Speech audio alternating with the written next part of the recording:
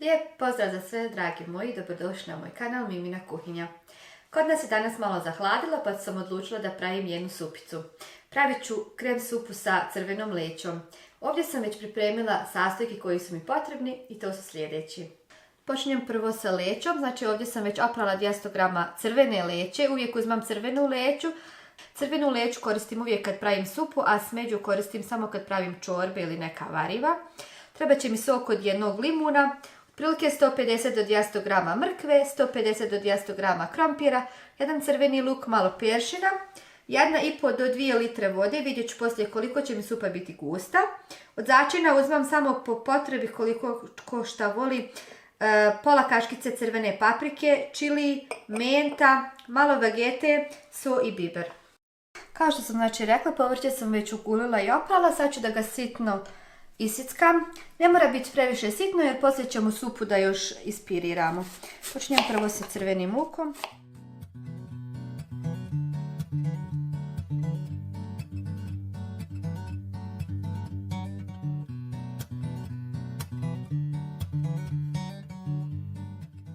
Znači sad uzmem krompir, isto na ovako malo veće komadiće.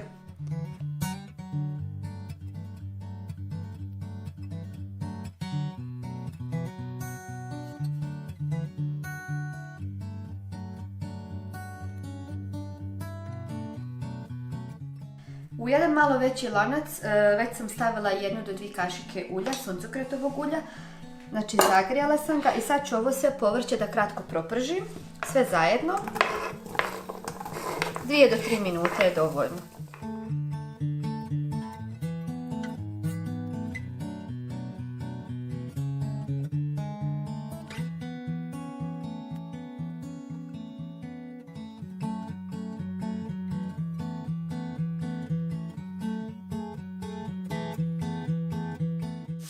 Nakon 2 do 3 minute sad dodajem još leću koju sam već oprala.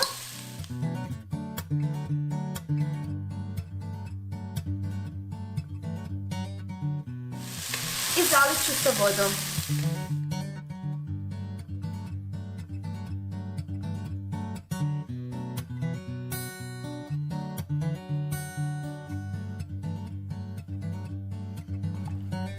Sve dobro promiješati da nam ova leća ne ostane zalijepljena za pod.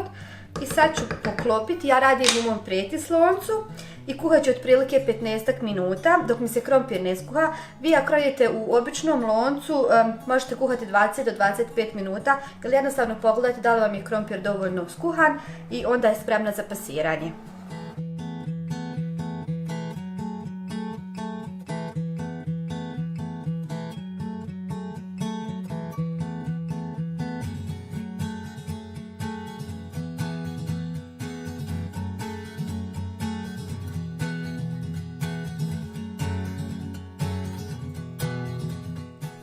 I moje povrće je već skuhano, sad ću da dodam sve začine, zatim peršun još i sok od limuna i onda ću sve da ispasiram.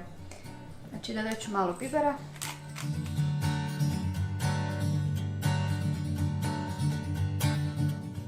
Po želji umjesto vegete možete da dodate i jednu povrtnu kocku za supu.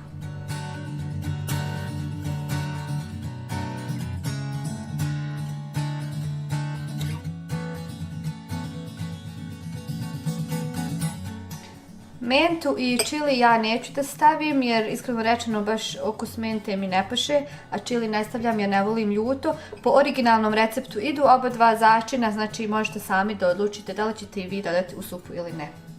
I peršin sam već na sitno nasjeckala i njega ću da dodam.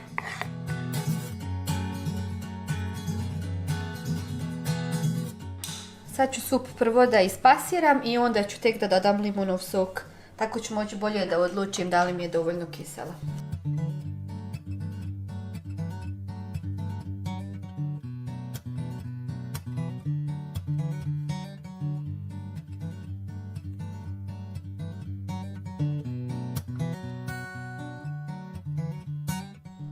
Supu još možete da začinite po vašoj želji i ako vam je previše gusta dodajte još malo vode.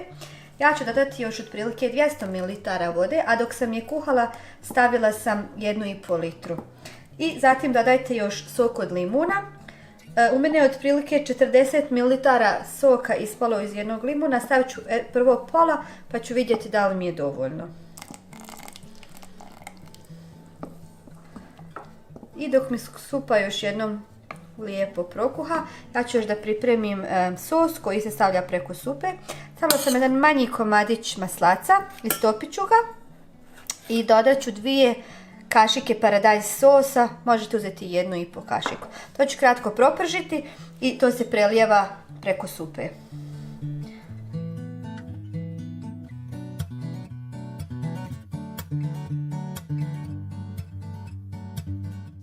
Znači ja sam dodala još malo limuna i vode. Kad mi se maslo sozi već istopio, dodajem ovaj paradajz sos.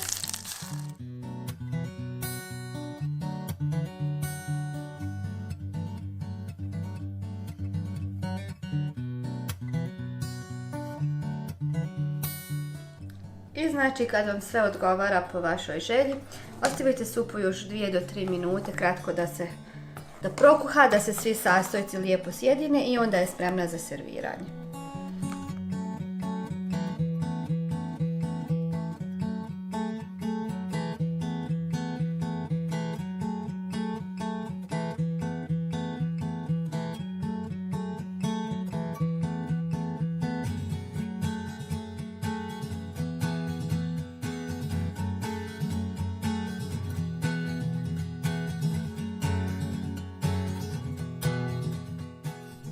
I još jedan brzinski recept je gotov.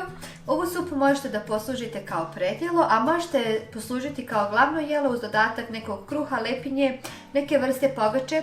Ja sam pogaču već pripremala u jednom od mojih videa, možete recept naći jednostavno klikom ovdje na ovaj link. Mi idemo sad da jedemo dok nam je supica još topla, ja ću je poslužiti kao glavno jelo. Vama želim ugodan ostatak dana, nadam se da ćete me i dalje pratiti, da ćete biti sa mnom do sljedećeg puta. Ćao!